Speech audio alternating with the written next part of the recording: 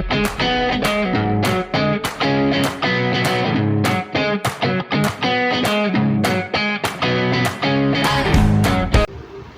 everyone, my name is Banasma Iyakmad and this is chapter 9.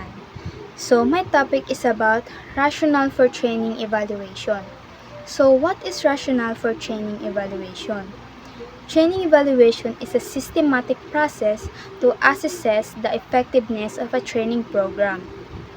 Ang evaluating is hindi lang sa participant satisfaction, kundi pati na rin sa intended learning, outcomes, and performance improvement.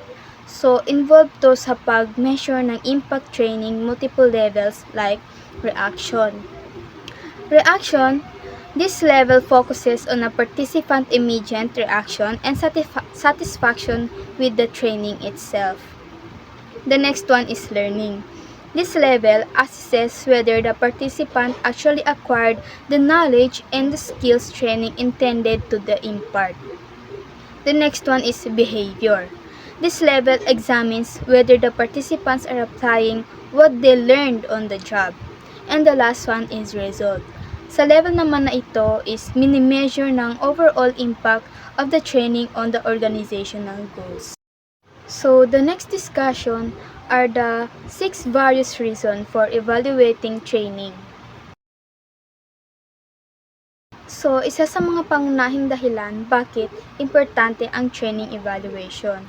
So, if ang isang organization ay hindi pa sigurado sa kung ano ang ini-expect nila sa training program, a formal evaluation process is necessary to determine its effectiveness. For example, sa isang manufacturing company is nakaranas sila ng aksidente sa lugar ng trabaho, so nag-decide na magpatupad ng new safety training program pero hindi sila sure kung anong paraan ng training method ang magiging effective. So, without evaluation, the company might choose a training method arbitrarily or random choices and implement it without any systematic evaluation.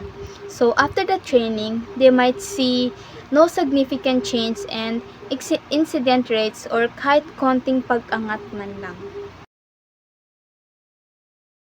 Ito naman is gumagastos ang isang company ng malaking budget on a leadership development program. So, ang post-training evaluation is nagpapakita ng measurable increase in employees' engagement and reduction in staff turnover. So, ang data na ito is inaalaw ang training manager to demonstrate the program's ROI or return on investment and successfully justified continued investment in similar leadership development initiative in the future na posibleng makakuha ng malaking budget allocations. So dito naman is gumagamit ang isang company ng magkaibang paraan ng training methods for the same sales team. Like for example is ang isang team is gagamit sila ng online modules and sa isang team naman is in-person workshops. So pag pinag-compare ang sales performance and knowledge retention between the two groups, reveals that the in-person workshop were significantly more effective kasi ang in-person workshop is directly interaction between the trainer and the participants and can ask questions and receive immediate feedback. So, this data allows the company na i-discontinue ang less effective online modules and focus on resources on the more successful in training approach, optimizing their training strategies. Naman is ang isang trainer conduct is magsasagawa ng sales training program using a primary lecture-based approach. So, ang post-training evaluation is magpapakita ng low participant engagement and poor knowledge retention scores. So, ang feedback na galing sa mga participants indicates a preference for more interactive activities and practical exercises.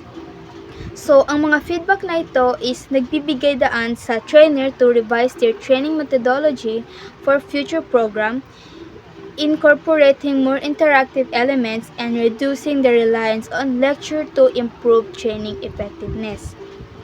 Like for example is, ang isang supervisor is mag-o-observe sa isang sales training session and notes that the trainer relies heavily on lecturing, with limited opportunities for practical application or role-playing. The supervisor also observed na ang trainer is hindi nagsastruggle sa pag-manage ng diverse training styles within the group. So, ang feedback, ang evaluation highlights the need for the trainee to adopt more varied teaching methodologies and develop strategies for addressing diverse learning needs. So, evaluation can be motivational for learners in several ways. Like for example is voice and agency.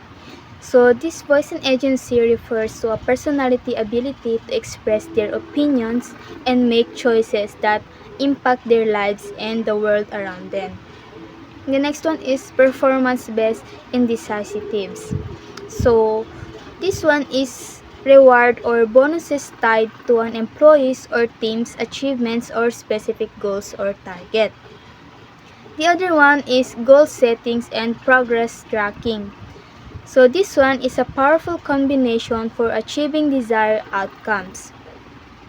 And the next one is increased self-awareness, or the enhanced ability to understand one's own thoughts, feelings, and behaviors can be cultivated through various practices like journaling, meditation, seeking feedback, and reflection on daily experiences.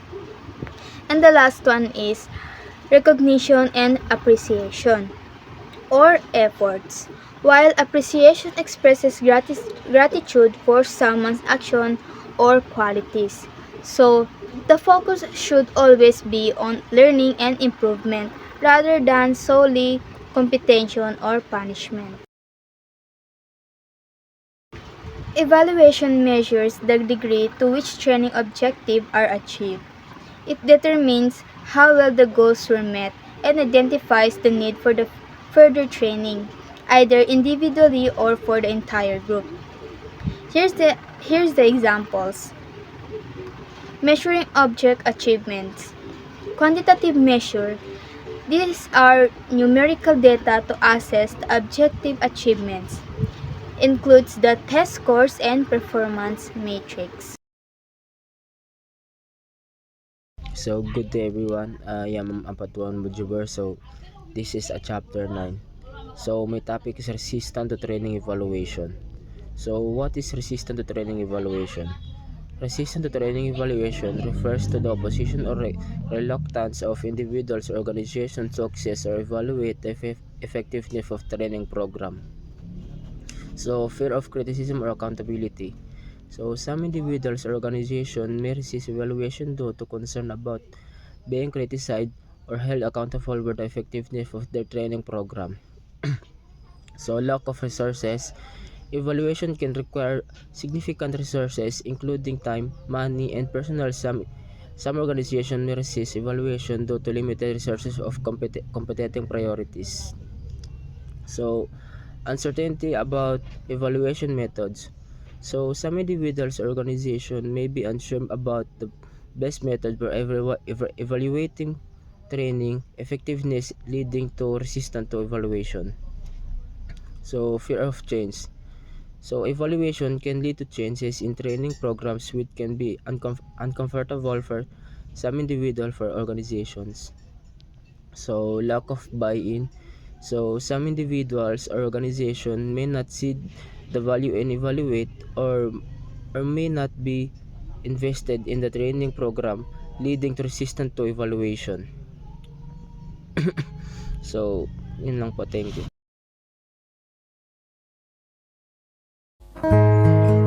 Good day everyone, I'm Alvin Jane M. Bacas from the SBA HRM 2B. Today I will discuss 4 kinds of standards training evaluation. 4 kinds kinds of standard training evaluation: formative evaluation, process evaluation, outcome evaluation, and impact evaluation, each serving a unique purpose and occurring at different stages of a training program. First is formative evaluation. Formative evaluation may be defined as any combination of measurements obtained and judgments made before or during the implementation of materials, methods, or programs to control, assure, or improve the quality of program performance or delivery.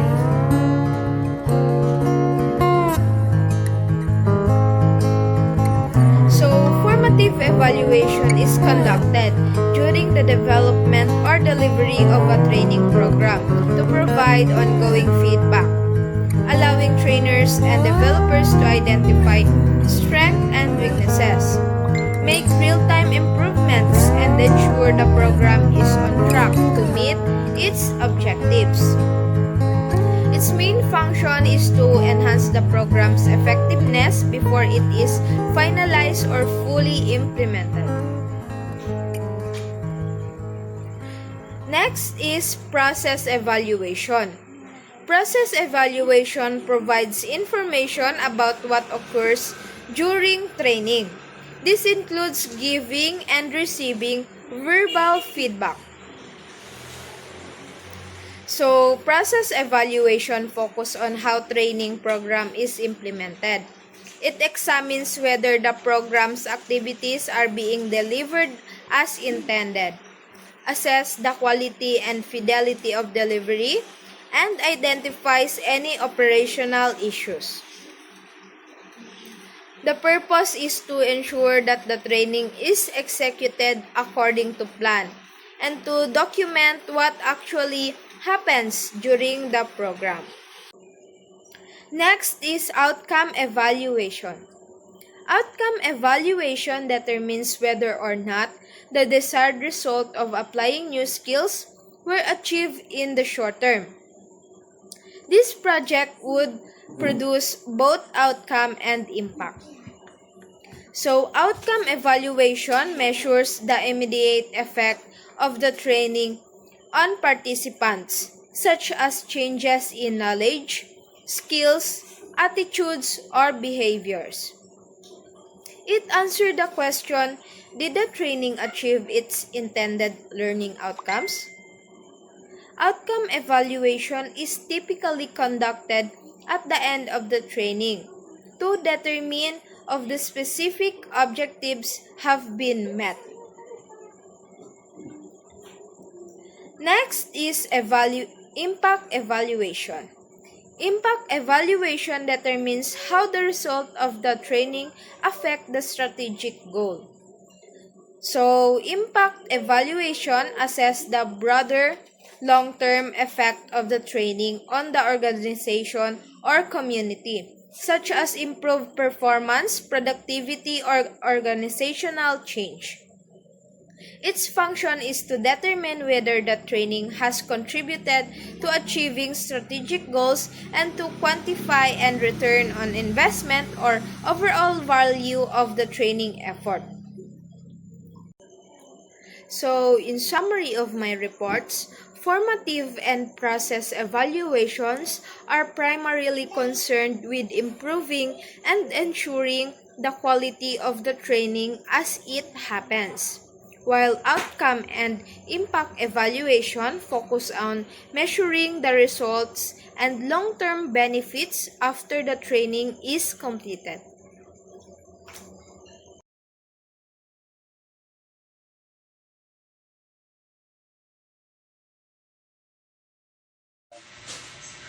So good day everyone.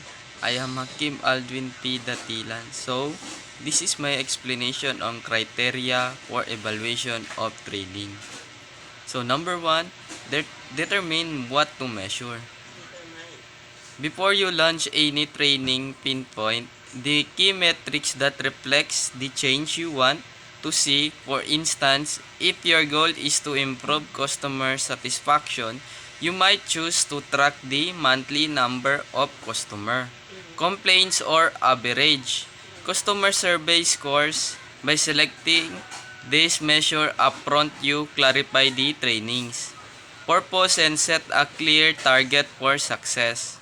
So for example, a call center manager wants to reduce average call handling time, so he decides to measure the average duration of each customer calls before and after training. So number 2, establish a baseline. Once you've chosen your measures, record their current level so you have a valid point of comparison.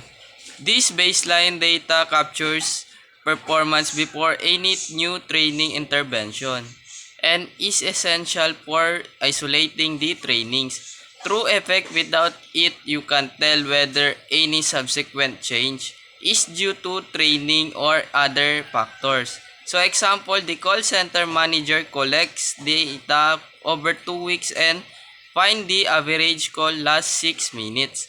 This 6 minutes figures becomes her baseline. So number 3, isolate variables to ensure that improvements stem from your training and not from outside influences. Control for other variables that might affect performance.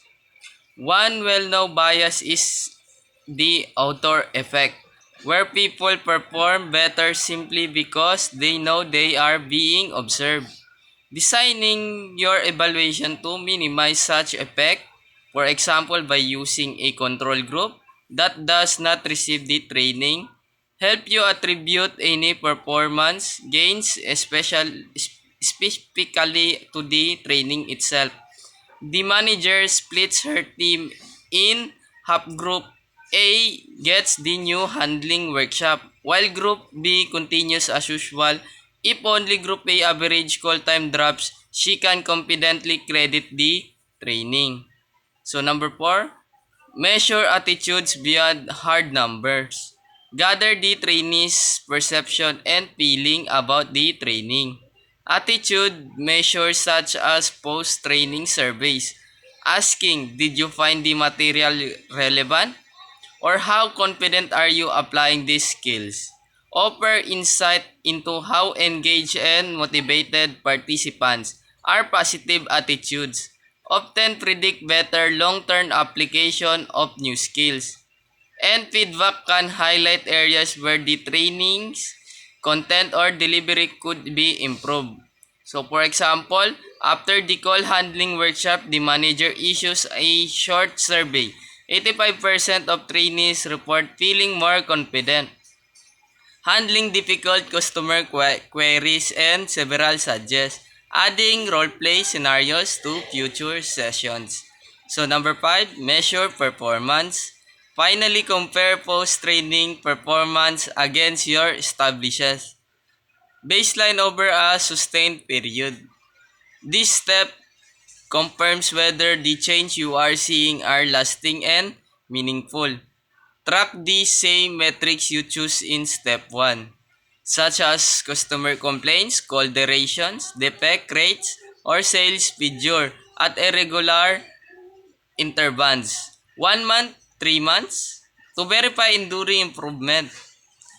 For example, 1 month after training, the manager checks the average call time again and sees they drop from 6 minutes to 4 to 5 minutes and have stay around 4 to 5 minutes for the following 2 months, demonstrating a genuine system improvement.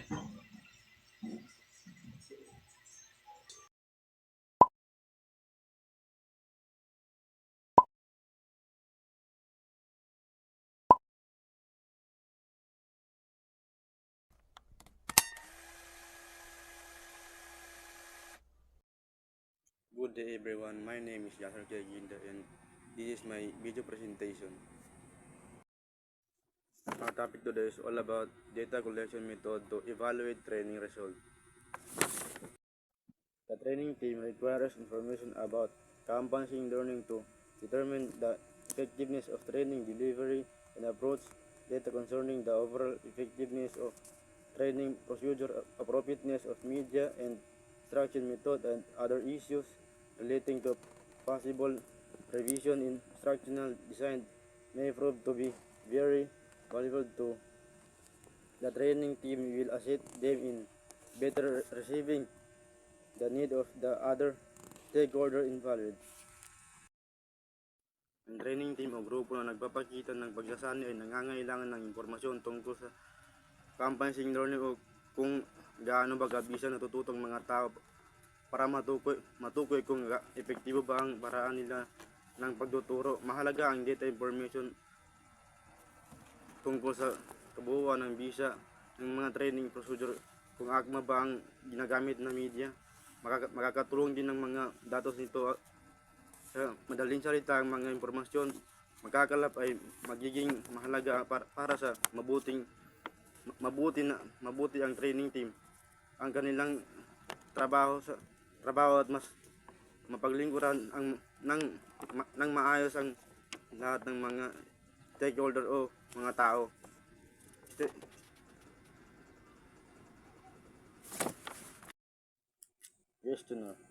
Questioner offer a structured tool that may provide but quantitative information about employee reaction to the training. Even the questioner should focus on the training content and delivery. Questioner ay isang organisadong paraan ng pagkolekta ng quantitative data gaya ng rating o percentage. Dito nakukuha sa mga feedback ang mga trainees tungkol sa training. Observation is by gathering data by watching behavior, even or nothing physical characteristic in their natural setting. Observation can be overt or covert. Observation can also either direct or indirect. Direct observation is when you watch interaction process or behavior as they occur. Indirect observation are watching the result of the interaction process or behavior or stance. Observation is a method of gathering information sa pamamagitan ng watching behavior, even or physical characteristic of people or objects in their natural or real environment. Knowledge review offer an objective means of determining whether training content has been learned. Knowledge review refer to a general group of assessment tools in which employee read, question, and respond in writing. Knowledge review ay fair at unbiased upang malaman kung natutunan ba talaga ng mga empleyado ang mga nilalaman ng training.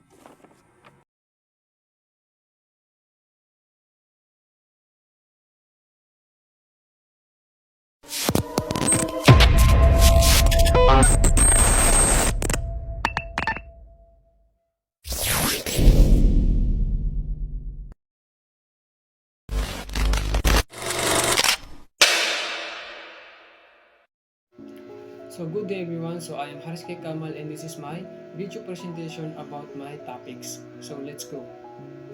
So my topic is all about the orientation training. So when we say orientation training, ito yung mga training na ibinibigay sa mga bagong employees or new member ng isang organization. So ang goal ng orientation training upang ipakilala ang mga mahalagang impormasyon na napapaloob doon sa company na yun or organization na yun, like yung mga tungkulin na dapat nilang gawin doon sa organization na yun, proseso or sistema na ginagamit ng isang organization, and para i-train din sila or i-train ang kanilang skills na kailangan nila doon sa company na yun or bago nilang trabaho. So ang orientation training is para siyang welcome session sa mga new employees or new members ng isang organization. Para alam nila kung ano ba ang dapat nilang gawin or para di sila malito doon sa kanilang pinasukan na trabaho at para maging familiar sila doon sa loob ng company na yon or isang organization. So yun ang goal ng isang orientation training upang malaman ng employee kung ano-ano ang kanilang dapat gawin doon sa company na yon or organization na yon. So meron tayong two levels ng orientation training. So number one is overview or organizational overview orientation. So ang organizational overview orientation is isang uri ng orientation na kung saan binibigyan ang new employees o new member ng isang company ng overall information about doon sa organization. So kabilang dito ang pag-i-explain ng structure, goals, and rules sa isang company or mga benefits at mga importanteng tao doon sa organization na yun, like supervisor, manager, or CEO. So basically ang organizational overview orientation is para siyang malaking picture na doon sa picture na yun pasok na lahat doon ang mga information ng isang organization or kung paano gumagana ang isang organization, at para madaling maintindihan ng isang new employee or new member kung paano sila makikibahagi doon sa organization na yun. So yun ang goal ng organizational overview orientation, is para malaman ng isang new employee kung paano siya makikibahagi doon sa organization na yun. So the last one is departmental and job specific orientation.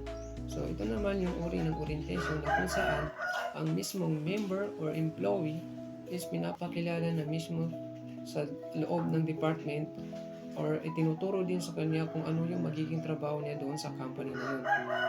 Kabilang dito ang isang pagpapakilala sa mga supervisor doon sa company na yun or sa mga members ng isang department. Ini-explain din sa kanila kung ano yung mga tools, equipment, or system na ginagamit ng isang company or gagamitin niya sa kanyang trabaho. So, another one is pag-explain sa kanya or pagpapakita sa kanya ng mga daily tasks na kailangan niyang gawin doon sa department na yon or isang organization na yon. So, yun ang departmental and job specific orientation. Kumbaga mismo ang new employees mismo pinapakilala sa loob ng isang company or department ng isang organization. Kumbaga parang actual na siya na pinapakilala doon sa mga members or supervisors or manager ng isang company. So that's all. Thank you.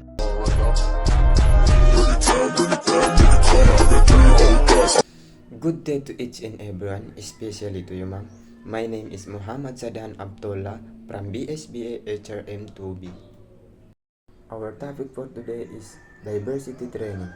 The purpose of diversity training is increase participant cultural awareness, knowledge, and communication. Diversity can benefit of organization by helping to prevent civil rights violation, increasing the inclusion of different identified groups, and promoting better teamwork. The main goal of successful diversity training program is to create positive work environment by helping employees organize and be tolerant of different among workers. Ang diversity training is ang purpose nito ay palawakin ang kaalaman ng mga employee pagdating sa iba't ibang kultura, asal at paraan ng pakikipag-communicate sa ibang tao. Tinutulungan nito ang mga tao na mas maging open-minded at tolerant sa pagkakaiba-iba ng mga trabaho nila, gaya ng lahi, religion, gender, and paniniwala. Example is ako, as a Muslim, dapat respect ko yung paniniwala ng mga Christian. Malaki ang maitutulong nito sa kumpanya dahil makakaiwas ito sa mga problema gaya ng diskriminasyon o paglabag sa karapatan ng iba, at nakakatulong ito para mas maganda ang samahan sa loob ng team. Good day everyone, I am Grace Lynn C. Trusero and my topic is all about sexual harassment training. So, ano ba talaga ang purpose ng sexual harassment training? So, sexual harassment training is designed para tumulong sa mga empleyado to recognize and correct the behavior that violates a person's dignity, privacy, well-being, or personal boundaries.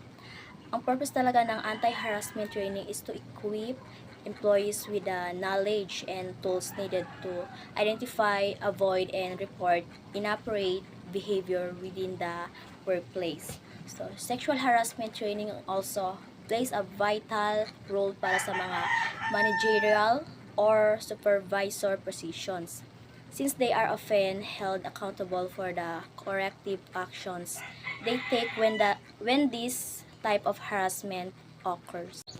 This is the following are all examples of sexual harassment. First, a supervisor implies to an employee that the employee must sleep with him to keep a job. So, this type of harassment occurs kapag ang supervisor or ibang manager sa workplace explicitly or implicitly demands sexual favors or exchange for employment benefits or to threaten the employee with negative consequences if hindi sila sumusunod. Second, a sales clerk makes demeaning comments about female customers to his co-workers. A sales clerk making demeaning comments tungkol sa mga babaeng customer to co-workers constitutes verbal harassment and creates a hostile work environment. Such behavior maaring maging discriminatory and potentially illegal, especially if based on gender. This violates ethical workplace standards that can damage morale and productivity. Next is an office manager in a law firm is made uncomfortable by lawyers who regularly tell sexual explicit jokes. So, the situation described kung saan ginawa ng isang office manager is made uncomfortable by sexually explicit jokes from lawyers. So, constitutes a hostile work environment. Ito ay dahil maaari itong maging isang intimidating, offensive, or hostile atmosphere that interferes with someone's ability to perform their job. Next is a cashier at a store pinches and funless a coworker against her will. So, the act described kung saan ang isang cashier pinches and funless a coworker against their will. So, constitutes sexual harassment and is considered a form of unwelcome sexual advance or conduct. This behavior creates an intimidating, hostile, or offensive work environment. It's important to note that any unwelcome conduct of a sexual nature that makes an employee uncomfortable has the potential to be considered sexual harassment. Next is secretary's coworkers belittle her and refer to her by sexiest or demeaning terms. So, when coworkers repeatedly belittle a secretary and use sexiest or demeaning terms, it constitutes harassment, potentially creating a hostile work environment. Addressing this requires a multi-pronged approach. The secretary should document incidents, communicate directly with the offenders, and involve HR or higher management if the behavior persists. So, next is several employees post sexually explicit jokes on an office internet bulletin board. So, pag-post ng sexual explicit jokes on an office bulletin board, pwede maging constitute sexual harassment and create a hostile work environment. So, this behavior can be harmful to individuals, potentially leading to a psychological distress and physical health problem. So, next is an employee sends emails to coworkers that contain sexually explicit language and jokes. So, it can include unwelcome hugging, kissing o iba pang uri ng appropriate physical contact, staring or leering intrusive questions about sa private life mo or physical appearance, and unwanted invitation to go out on dates, request for sex, sexually explicit emails, calls, text message, or online interactions.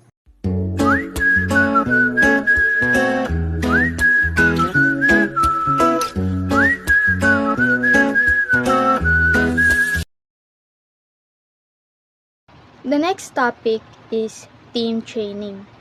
A team is a group of people with the full set of complementary skills required to complete a task, job, or project. So here are the team members. Operate with a high degree of interdependence means team members rely heavily on each other to get the job done. Their work is interconnected. One person's output directly affects another's. For example, in a software development team, the programmers depend on the designer to the interface, and the testers depend on both for functional product. They can succeed individually. Their success is linked. Sharing authority and responsibility for self-management means the team isn't strictly controlled by a single leader.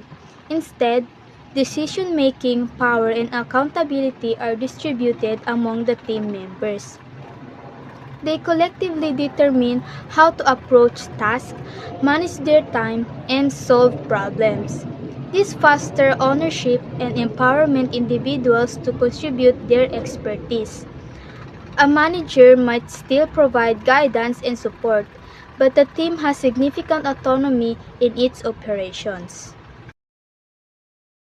Accountability for collective performance means the team's success or failure rests on the shoulders of all members. Individual contributions are important, but the ultimate measure of success is team overall achievements. This shared accountability encourages collaboration and mutual support as everyone understands their action impact on entire group's result. It promotes a sense of collective ownership and responsibility.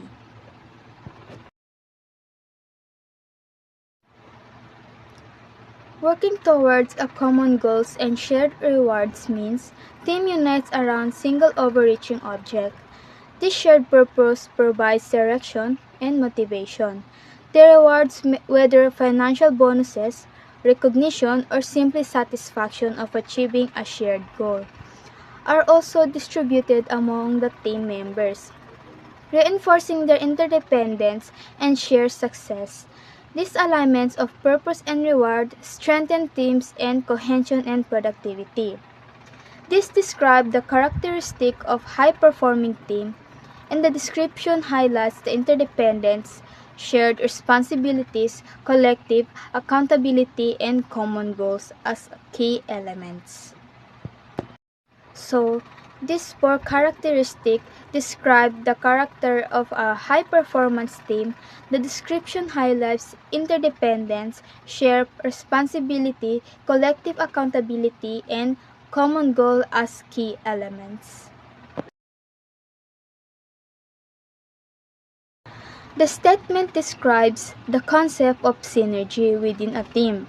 Synergy is the idea of the combined effort of a team produces a result greater than the sum of individual efforts. This happens when a strong mutual commitment, trust, and effective collaboration are present, allowing team members to leverage each other's strengths and compensate for weakness. For example is a business team launching a new product.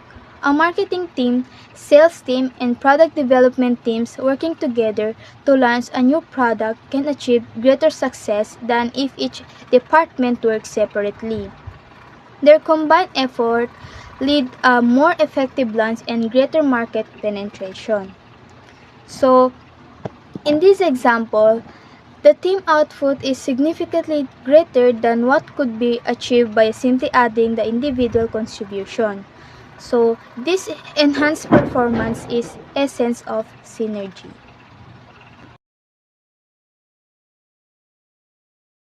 That description of apprenticeship training, a specific type of team training, it emphasizes hands-on learning under the guidance of an experienced worker.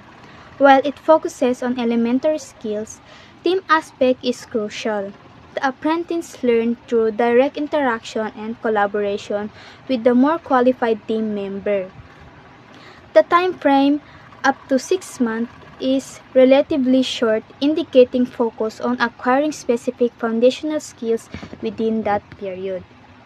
Example, team building activities.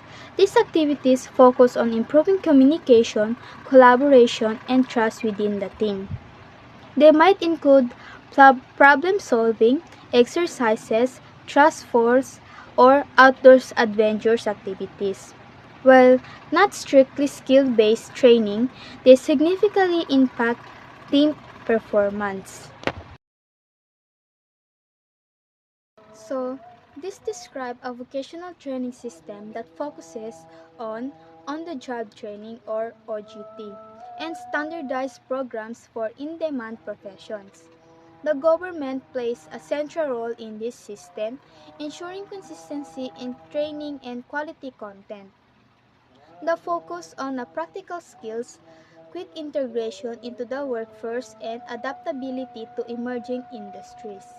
The system is designed to meet national workforce demand with a small amount of theoretical study. For example is, a country experiences a surge in demand for a software developers, the government establishes a training program where 80% of the time is spent on practical coding project, mentored by experienced developers, and 20% is dedicated to theoretical computer science and software engineers principles.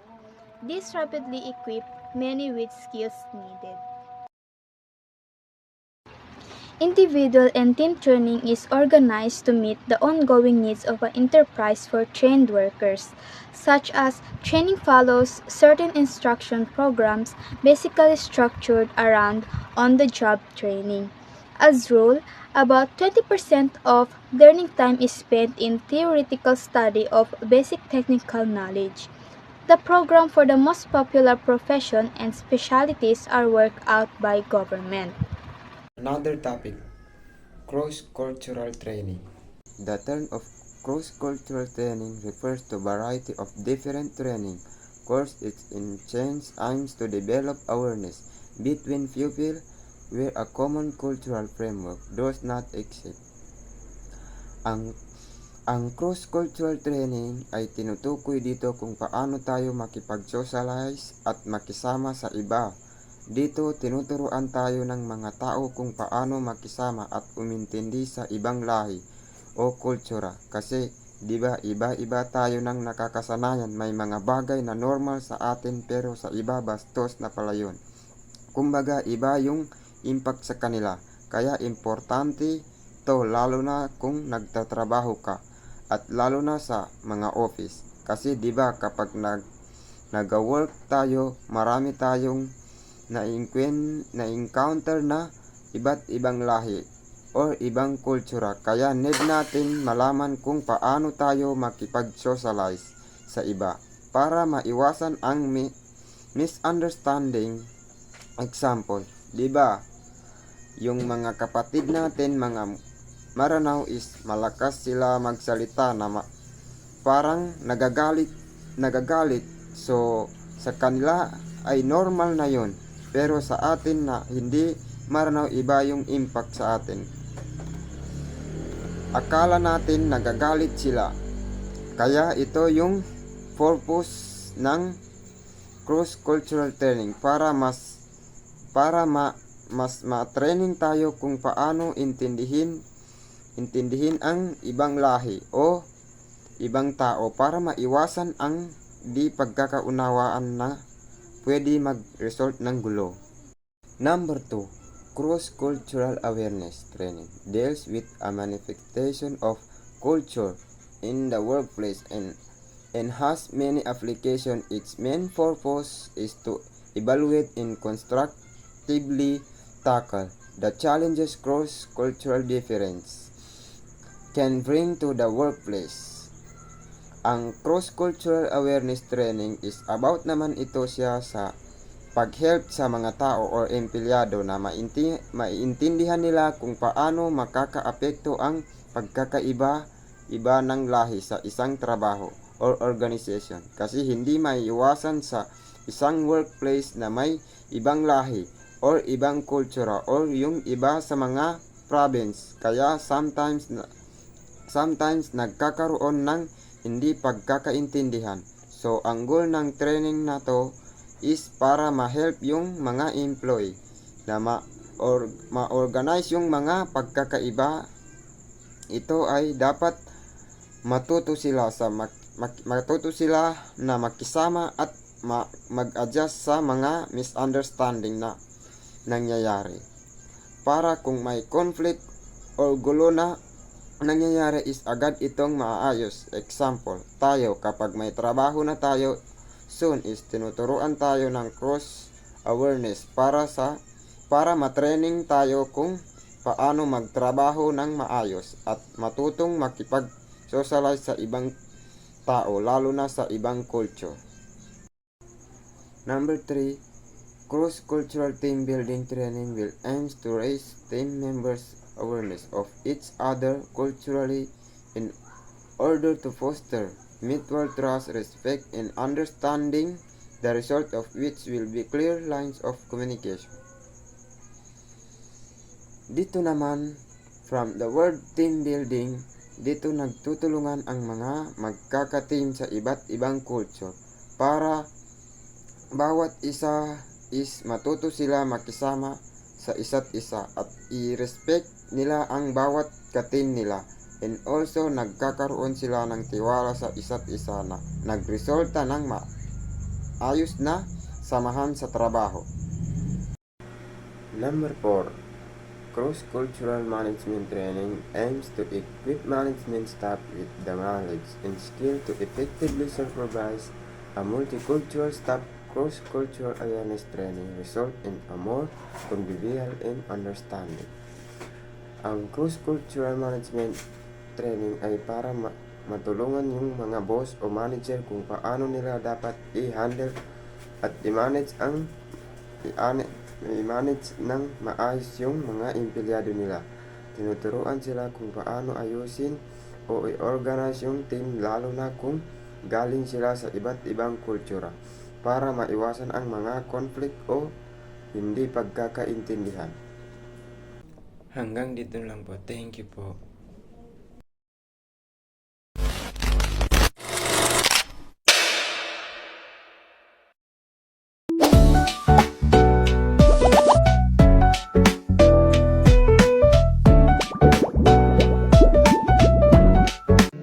So this is my another topic. So my topic is all about the other training programs. So when we say other training programs is ito yung mauri ng isang training na hindi siya mismo pangunahing bahagi ng education. But ito ay nakakatulong sa mga tao na magkaroon ng more learn or skills sa kanilang sarili. So halimbawa, for example is seminar or OJT ng isang incoming professional. So sa other training programs, meron tayong 4 na under doon. Ang unang-una is literacy training. So sa literacy training is ang programang ito is ang layunin is magturo ng pagbasa, pagsulat, pag-unawa or kakayahan ng isang tao sa isang wika. So ang goals ng literacy training is upang maturuan ng mga tao na magbasa, magsulat, or makaunawa ng isang wika, lalong-lalo na sa mga taong hindi marunong magbasa or hindi marunong magsulat. So, ginawa ito upang magkaroon ng kaalaman ang mga tao or kasanayan ng mga tao para sa kanilang sarili, like pagbasa, pagsulat, or pag-unawa sa isang salita. So, halimbawa, sa isang barangay na meron silang programang literacy training. So, ang literacy training program na yun is maaari makatulong sa mga matatanda na magbasa, magsulat, or mag-unawa ng isang salita like Filipino or English sa kanilang sarili. So, yun ang literacy training. So, another one is interpersonal skills training. So, ang training na ito is tumutulong sa isang tao na maging maganda ang kanilang pakikipag-communicate or pakikitungo sa isang tao. Kadalasan tinatawag din itong people skills training. So, ang layunin ng training na ito is upang ma-enhance ang iyong skills sa pakikipag-communicate, like pakikitungo sa ibang tao, or pakikipagtulungan sa ibang tao, or pagrespeto sa ibang tao, or tinatawag na teamwork, or pakikinig ng mabuti, or active listening sa ibang tao. So yun ang layunin ng training na ito, upang mapaganda ang iyong or ma-enhance ang iyong sarili sa pakikipag-usap sa ibang tao, or pakikipag-communicate sa ibang tao. So another one is technology training. So technology training is ito yung uri ng training na kung saan tinuturo sa isang tao kung paano gamitin ng makabagong teknolohiya, like computer, software, digital, or gadgets, or iba pang digital tools. Ang layunin ng technology training is upang magamit ng isang tao ng tama or safety ang isang digital tools, or upang i-enhance ang kanilang skills sa paggamit ng mga technology sa kanilang for example, negosyo or trabaho. So, yun ang goals ng isang technology training, upang magkaroon ng kaalaman ang isang tao sa makabagong teknolohiya. So, the last one is a problem solving training. So, problem solving training is ito yung uri ng training na kung saan tinuturo sa tao kung paano siya mag-handle ng isang problema, or suriin ng isang problema sa epektibong paraan. So, ang layunin ng problem solving training is upang magkaroon ang isang tao ng iba't ibang kaalaman or solusyon sa kanyang problema, or any problems na kanyang may encounter sa buhay or sa negosyo. So, another one is dapat ang isang tao kapag nagkaroon ng problema is dapat mahinahon lang siya, at dapat para makapag-desisyon siya ng maayos doon sa problem na kanyang na-encountered. So, halimbawa, i-train sa isang empleyado kung paano nila harapin ang isang customer service. So, that's all. Thank you.